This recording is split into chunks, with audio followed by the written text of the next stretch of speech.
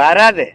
வர்றதுன்னா அது நடக்க அது இப்ப தெரிஞ்சுக்கிச்சுல உங்களுக்கு எதுக்காக இங்க விண்ணூர்தி நிலையம் வருதுன்னு, எதுக்காக வருதுன்ட்டு. நமக்கு இருக்கிறது 1301 ஏக்கர்ல மீனம்பாக்கத்துல ஏர்போர்ட். உலக நாடுகள்ல 680, 861, 877 இந்த ஏக்கர்கள்ல தான் இருக்கு உலக நாடுகள்லயே.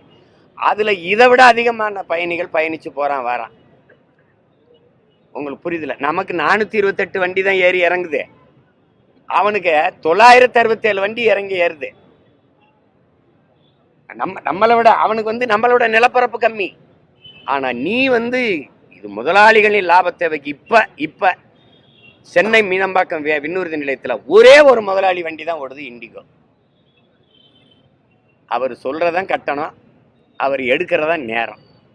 என் ஊர் மதுரைக்கு போய் இறங்க 24,000 ரூபா வருது. திருப்பி மதுரையிலிருந்து சென்னைக்கு வர 24,000 ரூபா வருது. ஒரு தடவை பயணத்திற்கு நான் 50,000 6 லட்சம் செலவு பண்றேன். எப்படி? அப்ப நீ சொந்தமா ஒரு விண்ணூர்தி கூட இல்லாத ஒரு அரசு எதுக்கு 5000 ஏக்கர்ல ஏர்போர்ட் கட்டுதுன்னா, பரந்தூர்ல ஏர் பூட்டி உளனுமே ஒழிய ஏர்போர்ட் கட்ட வேண்டியது இல்லைங்கிறது எங்க கோட்பாடு. நீ எந்த கொம்பாதி கொம்பை வேணாலும் குட்டிக்கிற நடி, நான் இருக்கிற வரை கட்ட மாட்டேன், கட்ட முடியாது.